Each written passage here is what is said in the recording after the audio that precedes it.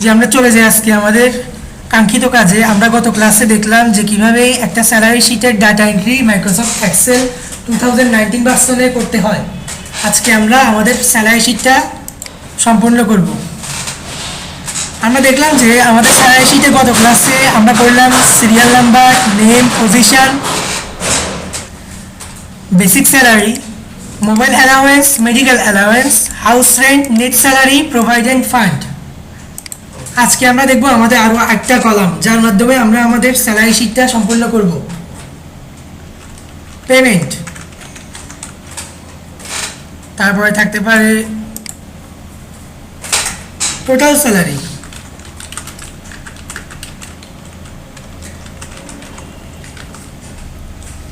তারপর আমাদের থাকতে পারে ট্যাক্স,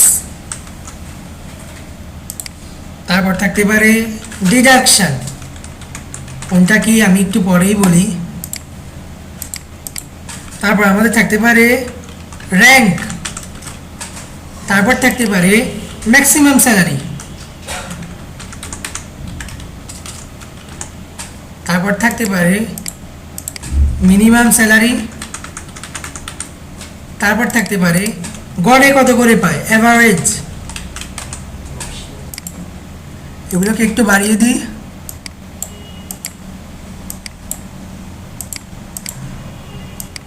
আমরা আগে থেকে বলে দেওয়ার কারণে আমাদের যায় পাচ্ছে সব মাঝখানে, সব মাঝখানে।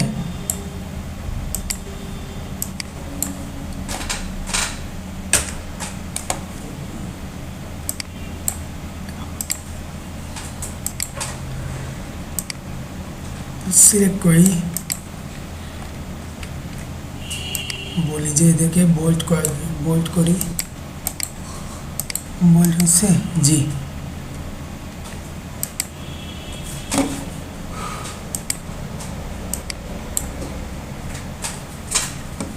তো আমরা দেখব আমাদের পেমেন্ট কিভাবে বের করব। পেমেন্ট বের করার জন্য আমাদের দুইটা জিনিস লাগবে, এক হলো টোটাল স্যালারি, দুই হলো ডিডাকশন। এখন ডিডাকশনটা কি? ডিডাকশনটা হলো সরকার থেকে প্রতিটা সরকারি প্রতিষ্ঠানে প্রত্যেক কর্মচারীর পক্ষ থেকে কিছু ট্যাক্স কাটে, সরকারি ট্যাক্স। সেই ট্যাক্স এবং প্রভিডেন্ট ফান্ড, যে তহবিল থেকে কিছু টাকা জমা রেখে তার বেতন থেকে তাকেই আবার রিটায়ার্ডের পর কিছু পেনশনের টাকা দেওয়া হয়। এই দুইটার যোগফল লাগবে ডিডাকশন। তো আমরা আগে এটা করে ফেলি। তার আগে আমাদের ট্যাক্স বের করতে হবে। কি বের করতে হবে? ট্যাক্সটা হিসাব করি, ট্যাক্স। তারপর এখানে 5%, সবার এক। তাহলে আমাদের সূত্র ইজি হয়ে গেল, পেমেন্ট ট্যাক্স। তো এখন কি আমরা ইফ ব্যবহার করব? কখনোই না। আমাদের ফার্স্ট সেল বেসিক স্যালারি ইয়ে দিচ্ছি, ইকুয়াল সাম দিয়ে করি, সাম ব্র্যাকেট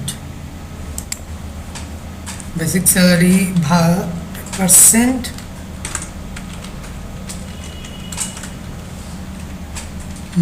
বেসিক স্যালারি,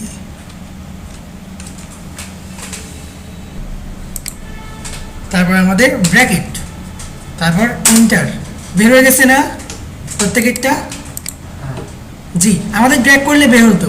আগে একটা ফর্মুলা ইউজ করেছিলাম ভুল বশত, যার কারণে পরেগুলো হ্যাশট্যাগ নেম চলে আসছে। এই জন্য একটা ফর্মুলা ইউজ করার সাথে সাথে পরেগুলো আমাকে অটো বের করে দিল। তো আমাদের ট্যাক্স বের হয়ে গেল। এখন আমাদের ডিডাকশন বের করতে আমরা প্রভিডেন্ট ফান্ড বের করছি না? কথা বলে না, প্রভিডেন্ট ফান্ড। এই যে বের করে নিই আমরা প্রভিডেন্ট ফান্ড। জি, দেখা যাচ্ছে প্রভিডেন্ট ফান্ড বের করছি। তারপর এটাকে যোগ করতে হবে ট্যাক্সের সাথে, দেখি আসে কিনা। ট্যাক্স প্লাস প্রভিডেন্ট ফান্ড, কাজ করার কথা না, চলে আসছে। তাহলে আমাদের এখানে কি ইকুয়াল সাম ট্যাক্স প্লাস প্রভিডেন্ট ফান্ড, যেটা আমাদের ডিডাকশন, কর্তন যেটাকে বলে। টোটাল স্যালারি কি হতে পারে কেউ বলতে পারবেন? হ্যাঁ, রাইট, ইকুয়াল সাম ব্র্যাকেট। তারপরে আমরা জানি যে প্রত্যেকেই যোগ বিয়োগ গুণ ভাগের জন্য পার্সেন্টেজ বের করার জন্য আমরা কোন ফাংশন ব্যবহার করি? সাম। ঠিক আছে, সাম। তাহলে আমাদের মূল স্যালারি ধরতে হবে, তারপর প্লাস কিংবা শেষটা লিখে দিব পেয়ে যাবে। তবে যদি আপনার এখানে প্রোভাইডিং ফান্ডটা আগে থাকে, আউটস্ট্যান্ড পরে থাকে, তারপরে আবার নেট স্যালারি থাকে, তখন ক্লিক করে দিতে হবে, কারণ তখন সিরিয়াল মেনটেন করে দিলে মাঝখানে প্রোভাইডিং ফান্ড পড়ে যাবে। এটা বুঝতে হবে আমাদের। প্লাস কিংবা টেনে দিলেও হয়, আমি যেহেতু প্লাস দিয়ে ফেলছি, প্লাস দিয়ে করতে হবে নেট স্যালারি, আর কিছু দেখতেছি না। তাহলে আমাদের সূত্র ক্লোজ করি। একটা প্রবলেম হয়েছে করার কারণে, ইকুয়াল সাম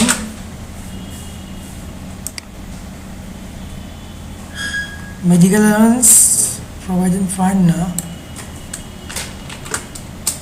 জি বের হয়ে গেছে না, টোটাল স্যালারি বের হয়ে গেছে। দেখো এখানে 1 লাখ, কিন্তু এখানে কত 1,14,000, সব মিলে। তারপরে আমাদের পেমেন্ট বের করার জন্য কি বলছিলাম, total salary minus deduction, total salary minus deduction, salary minus deduction,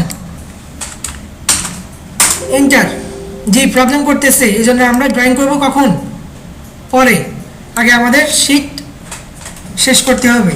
equal সাম, তারপরে আমাদের টোটাল স্যালারি সেল নাম্বার ছিল এখানে P6 মাইনাস, তারপরে আমাদের এখানে ডিডাকশন R6 ব্র্যাকেট দিব, ক্লোজ করব, বের হয়ে গেছে পেমেন্ট। এই যে total salary minus deduction, rank বের করব।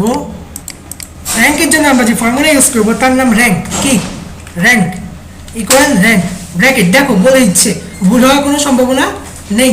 নাম্বার, কি নাম্বার, তার যে মূল স্যালারি, আমাদের বেসিক স্যালারিতে যাই, বেসিক স্যালারি, এটা সেল অ্যাড্রেস কত I6 কথা বলতে হবে I6, তারপর আমাদের কমা, নাম্বার দিলাম কমা, তারপর আমাদের ইউজ করতে হবে $সাইন shift 4, তারপরে আমাদের সেল অ্যাড্রেসটা আবার লিখতে হবে, আবার $সাইন, তারপরে আমাদের 6, তারপরে একটা কলম দিতে হবে, আবার $সাইন, তারপর $সাইন, তারপরে আবার আমাদের শেষটা, কোনটা শেষটা দেখি তো, শেষে কত 15, তাহলে I15, তারপর আমাদের ব্র্যাকেটের মাধ্যমে ক্লোজ করতে হবে অর্ডার।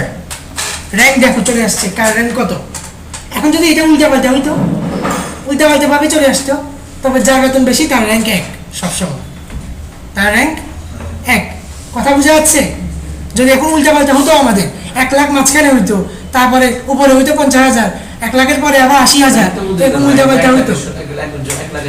হ্যাঁ, এরকম যদি উল্টাপাল্টা হতো, 1 লাখের জন্য কত হইতো, একই হইতো। আমরা ফর্মুলা যেটা ইউজ করবো, সিরিয়াল মেনটেন করে কিন্তু বের হবে। আমাদের ম্যাক্সিমাম, কি ম্যাক্সিমাম ইকুয়াল, এটার জন্য যে ফর্মুলা, তার জন্য হলো ম্যাক্স, কি ম্যাক্স ইকুয়াল ম্যাক্স। দেখো চলে আসছে, অনেক ফর্মুলা আছে, ডি ম্যাক্স, ম্যাক্সা, আমাদের লাগবে কোনটা, ম্যাক্স। এগুলো আমরা কোথায় পাবো, এই যে ফর্মুলাসে গেলে পাবো, ঠিক আছে, লজিক্যালে সিরিয়াল মেনটেন করে তুললে পাবো, প্রতিটার ভিতরে ম্যাট্রিক অনেকগুলো ফর্মুলা আছে, ক্লিক করলে চলে আসবে।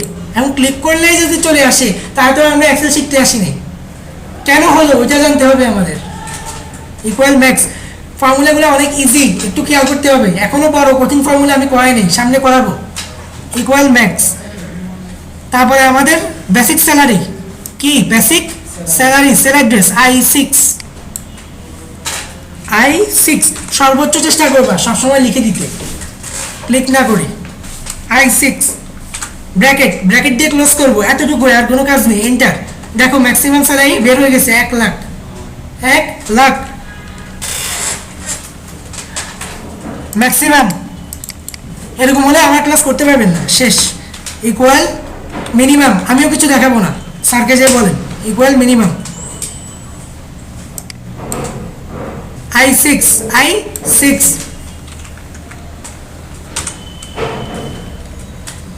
9টা ক্লাস শেষে 10টায়। কেন বলো তো, থার্ড ব্র্যাকেট একটা পড়ে গেছে, থার্ড ব্র্যাকেটটা তুলে দাও, ঠিক আছে। হ্যাঁ, একদম খেয়াল করে করতে হবে এগুলা। একটা দাড়ি কমা ভুল গেলেও আনসার আসবে না, দেখো আমি র্যাঙ্কে যাই, র্যাঙ্কে যাওয়ার পরে এই যে কমাটা এটা তুলে দিই, আসতেছে না। তারপর বাবা হচ্ছে না কেন, হচ্ছে না কেন, তুমি দিলেই না হবে। অ্যাভারেজ সেম ইকুয়াল, এর জন্য ফর্মুলা অ্যাভারেজ, অ্যাভারেজ। তার মানে আবার এটা ভাবিও না প্রত্যেকের জন্য এরকম হবে, সকল ফর্মুলার সাথে আবার প্রত্যেকের নাম মিল নেই। ব্র্যাকেট ঠিক I6 আমাদের মেইন ফার্স্টে যে সেলটা সেটা ব্র্যাকেট দিয়ে ক্লোজ করব। দেখো বের হয়ে গেছে। তাহলে আজকে আমরা দেখলাম যে আমরা কিভাবে মাইক্রোসফট এক্সেলে কোনো প্রতিষ্ঠানের স্যালারি শিট তৈরি করার মাধ্যমে প্রতিষ্ঠানের প্রত্যেক কর্মচারীর স্যালারির যে ডাটাগুলা ওগুলো এন্ট্রি করতে পারি।